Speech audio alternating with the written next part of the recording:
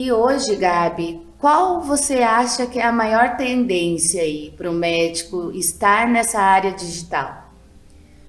Olha, eu acho que assim, se a gente for pensar na carreira médica como um todo, é uma independência. A gente sabe que o médico, a medicina entrou numa bola de neve. Então, o médico se submete a trabalhar para plano de saúde ou clínicas maiores que pagam muito pouco e que forçam ele a atender muitos pacientes por dia. Esse atendimento fica com uma qualidade reduzida. O paciente, obviamente, não sente valor e nem se sente bem assistido, vai pular de um lugar para o outro, vai reclamar, vai achar ruim, não cria um vínculo com o paciente, porque tem que atender um paciente em 15 minutos, é impossível tu criar um vínculo com um ser humano nesse tempo.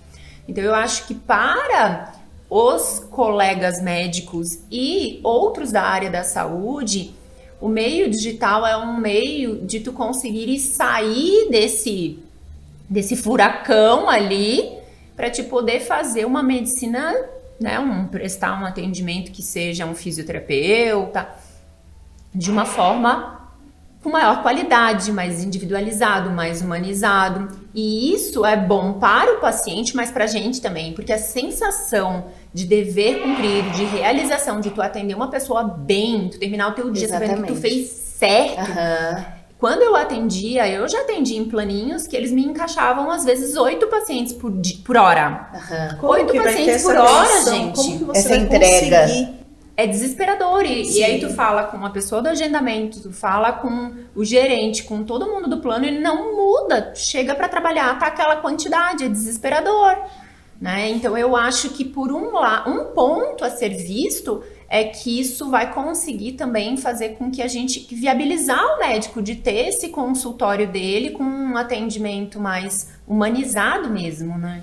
É engraçado que esse é o desejo de todo colega médico, né? Doutora já é uma referência, já conseguiu estabelecer, tem uma visão muito além. Nós estávamos aqui nos bastidores antes de começar aqui a gravação, a doutora estava compartilhando como cuida da equipe, como tem um olhar além das questões que envolvem a sua especialidade, como óbvio, né, a dermatologia, mas a faculdade não ensina. E aí o que o médico faz? Se modela o que já existe. Exatamente. Então, já que é assim, eu não tenho paciente, o que eu vou fazer? Eu vou pegar o convênio, depois eu vou fazer isso e tudo mais.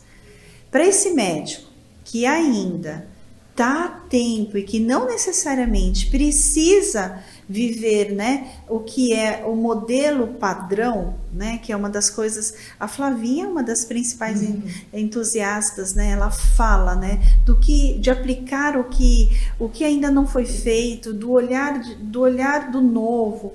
O que você daria de dica para esse colega que, olha, gente, esse não é o único caminho? Existe isso? Com certeza. Só que a gente tem que abrir a nossa mente. Exato. Porque a faculdade de medicina não ensina nada pra gente de administração, gestão de pessoas, nem de relacionamento. Comunicação interpessoal. Exatamente. Muito pelo contrário, até coloca como um padrão, você está corrompendo, porque você está cobrando.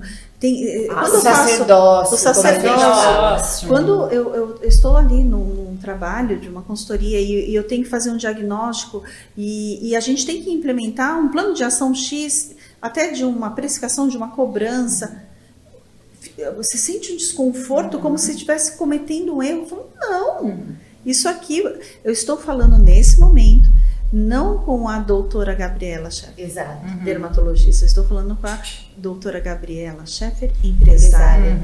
Então, a dissociação, esse olhar, né? Olha, você é uma inspiração para muitos. Isso que tu falou é bem o que eu falo. A gente tem que ver o nosso consultório como uma empresa, né? Ela tem todas as características de uma empresa. Então, o médico precisa começar a estudar o que ele não aprendeu na faculdade. Ele tem que estudar pelo menos uma administração básica, essa questão de gestão de pessoas, gestão do negócio, isso tem que ser visto. Porque também não adianta ele dar a louca, largar tudo, montar um consultório que ele não sabe administrar, ele vai quebrar? Vai quebrar qualquer outra empresa. Isso mesmo, como qualquer empresa que ele abrisse, qualquer negócio que ele abrisse, se ele não estiver preparado, ele vai quebrar, né? Ainda mais no mundo de hoje, né? Que tudo se renova e inova a todo tempo. E nesse meio também, falando ainda de mídias, de veículos de comunicação, é o primeiro podcast que você participa? Primeiro? O primeiro a gente nunca esquece. Não! Mas agora as pessoas querem... desculpa, Marina. Agora as pessoas querem saber, esse médico que está se formando agora, se fosse a Gabi lá, você se formando, qual que era a dica mais importante que você daria para eles? Com certeza, ter o rostinho na mídia social. Com certeza. Tira a vergonha. Eu falo para as pessoas, eu era a pessoa mais tímida que vocês podem imaginar. Legal falar isso, ó, importantíssimo. Demais. Eu sempre fui muito fechada, muito tímida. Quando eu tinha 10 anos, a minha casa sofreu um assalto à mão armada e eles me pegavam pelo cabelo, botavam a arma na minha cabeça e falavam pra minha mãe, eles queriam me levar, foi um estresse e eles ameaçaram de ficar me seguindo e tal. A partir disso, foi um trabalho, e naquela época não existia assim, vamos levar pra terapia, né? A gente tá falando aí de final da década de 80, não era assim. Então, minha mãe parava com o carro na frente da padaria e dizia, desce pegar pão. Eu não ia, porque eu não conseguia pedir o pão. Eu não conseguia chegar num caixa e pagar. Se comunicar. E como que você fez para trabalhar essa habilidade que você tem hoje de se comunicar? Muito mudou na faculdade de medicina. Porque a gente tinha que abordar os pacientes e conversar com eles. No começo isso era muito difícil, parecia uma tortura para mim. Então eu tinha que ir com tudo decoradinho que era para eu perguntar, porque eu não conseguia nem lembrar de tão nervosa que eu ficava. E foi. Depois eu fui para São Paulo fazer residência, aquela cidade enorme. Quem não comunica se trombica. Já dizia a Chacrinha. Então foi. Aí quando eu comecei a fazer marketing digital, era mais foto, né, texto. E eu conheci um publicitário que já lá em 2014, ele falava pra mim, Gabi, tu tem que fazer vídeo. Tu tem que fazer vídeo. Eu dizia, Deus me livre, de jeito nenhum, não vou fazer vídeo, eu tenho vergonha. E ele ficou 1 ano e meio pra mais, meu ouvido. E fazia orçamento com a equipe, não sei o que.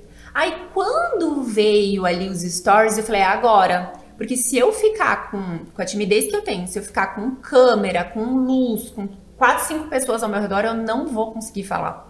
E ali é que foi, por isso que eu digo que a rede social, ela é muito democrática. Você faz, então, sozinho no seu quarto, com aquela câmera, você não tem ninguém te vendo. Pensa que não tem ninguém te vendo. É um treinamento, não é?